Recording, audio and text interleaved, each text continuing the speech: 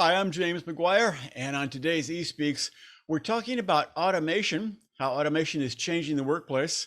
Along the way, we'll dig into robotic process automation, RPA, certainly an emerging technology that has enormous potential.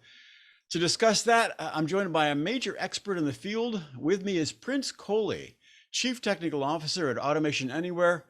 Prince, thank you very much for joining us today. It's great to be here, James. James, thank you for inviting me. Sure. And here it is, we're right around the corner from Halloween, which means Thanksgiving and the holidays are coming up. Are you ready for the year-end sprint here? There's sort of the madness coming up? I very much so. I think usually we like the stuff this part of the year anyway, colors changing and kind of the surprising weather every day. But I think that after last year's COVID, we are looking forward to welcoming kids who come, asking for chocolates. Last year was, as you remember, unique. Yeah, that's really sweet. All right, great. Well, let's take a look at the RPA market. What do you see as the current state of the robotic process automation market? It seems to me the technology is still closer to emergent than fully mainstream. Agree, disagree, and what role did COVID play in pushing RPA forward, if any? So topical question. I would say, so, the way to think about RPA is sometimes the acronym doesn't do justice, but we should think about intelligent automation in general. Okay. And based on the research that we have done and our customers have shared with us, actually 95% of large enterprises have already started on the automation journey. Now it is not, it is still early days for many of them, but all of them realize that it's extremely important to them. The reasons are I would say obvious. Return on investment is very quick. Often, like the average that we have seen them report to us is like 250% return on investment. The better ones can make over a number of years, or what kind of time frame there? So usually they would measure it over at least a year. You can get to it faster, but the return that we measure is usually over a year. And then one of the advantages of having good automation is also that it compounds. Meaning, if you save something this year, you save even more next year, because you're able to save those cycles again and again. It's not just savings come in different forms. It's just straight savings on sometimes just work, but often it's increase in productivity, increasing quality of life for employees, increasing the quality of interactions with your customers, doing more creative work. All that stuff also they often put a metric on and they count towards an investment, return on investment. Sorry, if I may, second part of your question, right? What does COVID have to do with this? Yeah, right. So what we observed last year was that there was a major change in how businesses saw themselves and how people saw businesses. Agility had to improve. People were not in their office anymore, but the ask on them actually went up because there were fewer employees. People were not well. Their families were not well. Right. While the customer demands were still high, and customers have gotten used to cloud-based services, faster services. So they want better products, they want more personalization, and they want instant response times. And in COVID, that actually became even more important. So the need for automation, therefore, was front and center because you want to create agility, operational agility. Connect data systems, processes. So when customers are calling in, your employees are not wasting their time in trying to put people on hold while they hunt for data and kind of issue commands and across different systems. So automation helps them do all of that, and we can dig into that later. But the idea is really that you create just a higher quality interaction between your company and other and others, and just create higher quality products.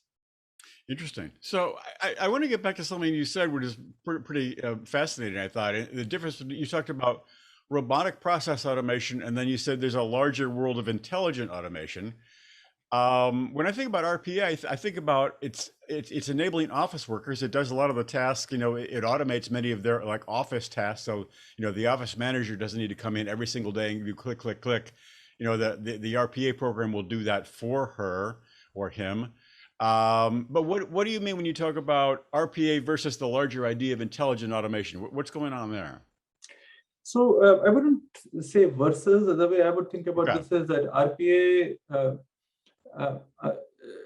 I kind of, I don't personally like the word, the TLA, RPA, because robotic and process often don't mean a lot of things to people, right? And often people confuse that with something else. Right. I think you used that term earlier as well correctly, in my view, which is that there is a lot of roboticisms, right? There are a lot of things that people do day in and day out, and which is what makes people dislike their work, right? When people go to work and they talk about, man, a computer could do this, right? A robot could do this, right? We really now have computers who can help people do that work for them. So think of it as augmenting people with the technology to let them do a lot of the, I would say the ho-hum work sometimes, right? Yes. Think of as an invoice clerk who has to extract an invoice from a system every day or from their email, look at it and make some decisions, and then post it somewhere, and then issue a check, and then follow up on the check, and then follow up with UPS on, all that is stuff that a system can do better for the person than the person having to hunt around. So automation at that level, and I say intelligent because really nowadays most of it is AI driven, at least for our customers and for us. And the final point on that is that it's also making the paper documents go away, right? So a good intelligent automation platform will digitize documents and understand documents, and then take actions based on that. It's it's like it affects everything a company does. So. It's interesting about the idea that you say you're not really fond of that phrase RPA. It does sound pretty cold and robotic, obviously with the R in there. It's almost like it should be called, human assisting automation or human based automation or automation based something like that. Maybe the industry needs a new term. I don't know. It's a bigger discussion perhaps, but I mean, I see what you mean. It's not the best term necessarily for what's going on there. That's right. And I have tried to invent a few, but I am like the worst. But I know that, but I, just like you, I see the problem over there. So RPA is a space that is recognized. It has the term has stuck. There is a Magic Quadrant and analyst reports and company budgets on RPA. So we are okay. We are fine with that. But I think sometimes when people are new to it, it's easier. It helps think of it as intelligent automation and not worry about what robotic means and process means. Right. So I mentioned all those RPA customers out there, many of which are quite happy. Some of them are struggling. I mean, not every RPA product goes as planned. If you see look out there in the market, and what sort of challenges are some of those RPA customers having, and what would you recommend them do to solve it? It's a really good question. So I think that where we see most people succeed, and most of them almost, I think all of them do succeed eventually. Most of the people who succeed quickly are people who say, companies who say, I have these 10, 20, 40, 80 places I'm aware of where I can introduce automation. And they start with that. And they teach their those groups, their company in those places to work with automation as an adjunct. Right, and then it becomes. Then what we have found is that when that is done well, it becomes viral. But for that to be done well, it requires people to work well with their own IT for some change management to occur, and some training to occur as well. Because a good RPA platform like ours is intuitive to use. Any business user, non-technical user, should be able to use it, are able to use it. But you don't just put it on their desktop and say, go for it, right? You don't just give them a browser and say, go for it. You have to give them a little bit more help saying, this is what this does. Here are some examples of what you can do. And here are some starter kind of automations that you can start with. So a little bit of, I think that help goes a long way. When people get comfortable with that, then we have found that they are very imaginative with the things that they will do day to day with automation, and what IT will do and what the company itself will do, sometimes when creating centers of excellence to do that. Yeah, it makes perfect sense. I'm sorry, go ahead. Yeah. I was just going to finish. It's just it's just how you approach it. I think that's really a sign of success. Well, I mean, I want to give you a chance to talk about how Automation Anywhere is different from the other RPA competitors out there. I won't even name them. They're other companies. They're out there. They're selling RPA. But what sets Automation Anywhere apart from some of the other solutions out there? So, I would just talk about first our vision. For us, the way that we think about the world is that you look at our generation, the previous generation, and we think that many people are just tied to the work in ways that are not, the healthiest. I just put it, leave it at that. I think there are many things that we need to do to unlock human potential, to get to remove the robotic out of people, and to let them exercise their creative instincts, right? Solving problems, working with other people, connecting with each other.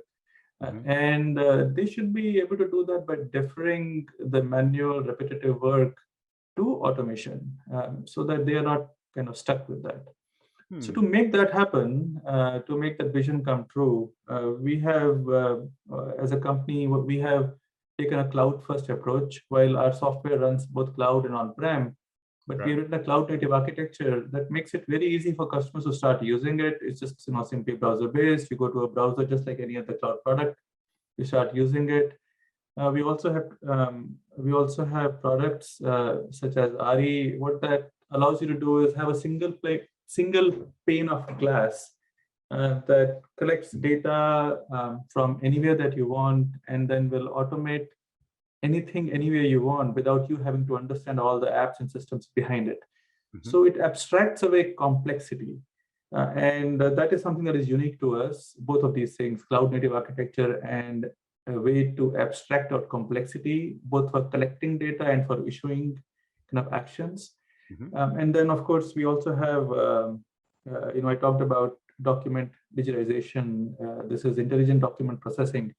We are the only one who have that product as part of our platform. So to have a single integrated, easy to use browser-based platform that is delivered from the cloud, no one else has it. And that's really why most customers choose us. So when you talk about abstracting the complexity, are you saying it's low code, no code? Is it actually that? Exactly. I'm glad you brought that up. It actually is low code, no code, because for most enterprise users, business users, they're very smart people, but that doesn't mean that they want to be programmers or developers, right? And so they want to be able to describe what they want to get done, or even have the automation be done for them. And that's something that, so for example, in our platform, you could say, okay, now watch me do what I do, and just follow along, and then write a bot for it.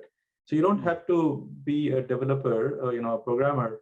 We'll automate the automation for you. We will let you edit it in a simple flowchart, simple low code, no code IDE. But that's what makes it very accessible. And people have fun with it, right? As you can imagine, once they understand how this works. Well, I'd love to get your sense. I mean, as close as you are to the RPA market, what you see for the future. If you look in your crystal ball, what is our RPA going to look like, say, mid-decade or so? And I guess one of the themes that I hear a lot is the idea of the democratization of technology, which relates to that low code, no code piece, where you don't have to be a techie to make technology happen. That might be part of it, but I'd love to get your sense. Where is RPA going in the years ahead? So based on where I sit and the companies, the CIOs, CTOs that I talk to, there are a couple of things that will happen that are happening, and I think will accelerate. One is the move towards cloud is unstoppable, right? We are not the only ones who are undergoing that. That's number one. Number two, the AI will get consumed more and more within RPA. So AI is very interesting because everyone understands the value of AI, but AI has been hard sometimes to plug into existing enterprise processes because AI modules stand by themselves and they're looking for places to fit in. Whereas RPA, because it comes from this is your work, this is how the work gets done in a company. So then we bring in AI, our own AI or partners AI or the customer's own AI modules, and let you plug them into existing processes. It becomes much easier to consume and add value day to day. So I think the and integration of AI into daily processes will increase dramatically. No doubt of that. I think finally, just the acceptance of automation as one of the foundational pieces of enterprise architecture. That I think is just a matter of time, and I suspect in the next few years that's just a given. It's like cloud computing. Once you are there, you will never go back, right? You see, once you have seen it, there is no point, and you will. It's like tasting, tasting something so delicious. Once you have done it, you will never go back. Yeah, I mean, I think the point you make is compelling. There may be some resistance to automation in some instances because perhaps the workers, even the managers, might say, "Hey, we don't want to be put out of a job. We want to still be valuable workers." But I guess the promise of RPA is it's not going to put you out of a job. It's actually going to make you more productive, and in fact, your job will be more enjoyable with RPA. It's actually absolutely true. I think a few years, if you go back 5-7 years, people used to start off by saying, "How do I save on people cycles?" And now the conversation has changed, right? And especially with COVID, it's about I have employees and I need to make sure they are happy and they are healthy, right? And healthy, mentally healthy as well, not just COVID healthy. So having a work that is less stressful for them, that lets them do the things that they need to do and let machines do the things that machines can do well. And interestingly, one more thing has come up, right? Which is with millennials coming in, they're used to computers. Right. And they say that if a computer can do all this, and I know computer can do all of this, why the heck am I doing it? Right. So they don't even accept, kind of the things that our generation, the previous generations would accept at work. So things are changing. I think the future of work is up for grabs, I would say. Prince, I think you said it. Thank you very much for sharing your expertise. I totally appreciate you being on today. Thank you. Thank you. Thanks, James.